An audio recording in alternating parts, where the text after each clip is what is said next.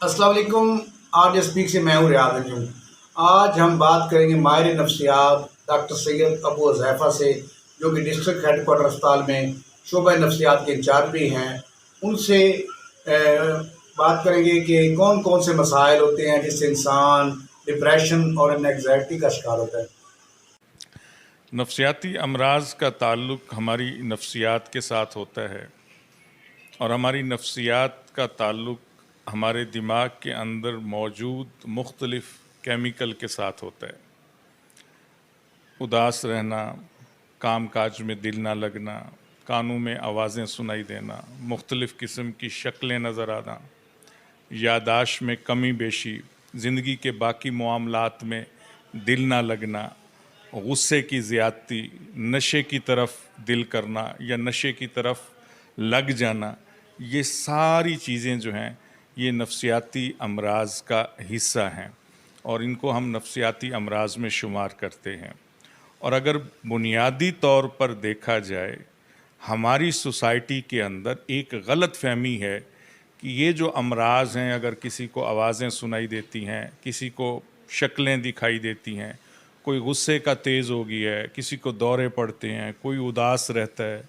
या किसी को ख़ुदकुशी के ख़यालात आते हैं, तो ये समझा जाता है कि उसकी शख्सियत ही ऐसी है, वो इंसान ख़ुद बुरा है या उसके ऊपर जिन्नात का या आसेब का साया है। हकीकत में इस बात का कोई ताल्लुक़ नहीं है, न जिन्नात के साथ, न हवाई कसर के साथ, न उसकी शख्सियत के साथ कि वो खुदा न खास्ता कोई बुरा इंसान है या गलत इंसान है। गुस्से की ज़्यादती या आवाज़ों का सुनाई देना या शक्लें नज़र आना या काम काज में दिल ना लगना या मिजाज में, जज्बात में, यादाश्त में जो तब्दीली आ जाती है, उसका बुनियादी तौर पे ताल्लुक़ हमारे दिमाग के अंदर मौजूद मुख्तलिफ़ केमिकल के साथ होता है। जब उन केमिकल के अंदर बिगाड़ पैदा हो जाता है तो इंसान को आवाज़ें भी सुनाई देने लग जाती हैं और बाकी ये सारा कुछ होने लग जाता है। और सबसे अच्छी बात ये है कि अब मेडिकल साइंसेस ने इतनी तरक्की कर ली है कि हमारे पास ऐसी अद्वियात आ गई हैं जो उदासी को, बेसुकूनी को, नींद ना आने को या जिनको सो कॉल्ड कहा जाता है कि जिन्नात का साया है, अद्वियात के ज़रिए इन तमाम मामलात का इलाज 100% मुमकिन है। यानी इन तमाम चीज़ों को ख़त्म करने वाली अद्वियात आ गई हैं। हमारे मुल्क पाकिस्तान डिप्रेशन और एंग्जाइटी का शिकार है,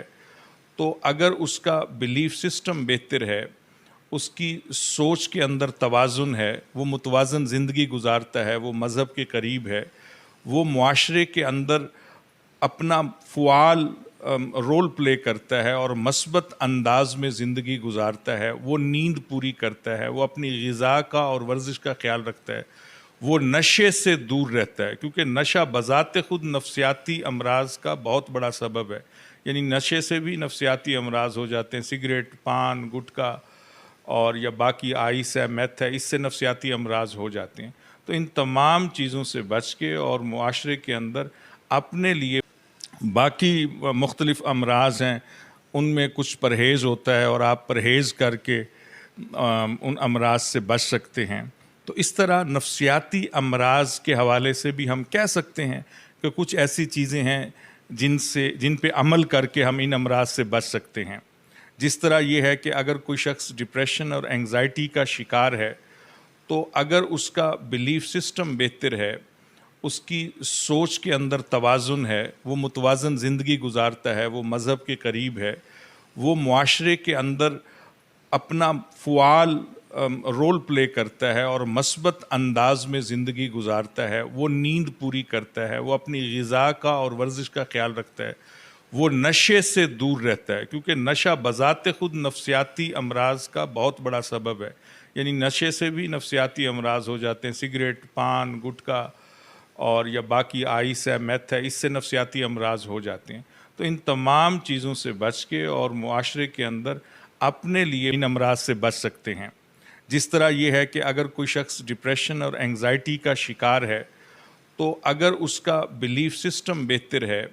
उसकी सोच के अंदर तवाज़ुन है, वो मुतवाज़न ज़िंदगी गुजारता है, वो मज़हब के करीब है, वो मुआशरे के अंदर अपना फ़ुआल رول پلے کرتا ہے اور مثبت انداز میں زندگی گزارتا ہے، وہ نیند پوری کرتا ہے، وہ اپنی غذا کا اور ورزش کا خیال رکھتا ہے، وہ نشے سے دور رہتا ہے، کیونکہ نشہ بذات خود نفسیاتی امراض کا بہت بڑا سبب ہے. یعنی نشے سے بھی نفسیاتی امراض ہو جاتے ہیں، سگریٹ، پان، گٹکا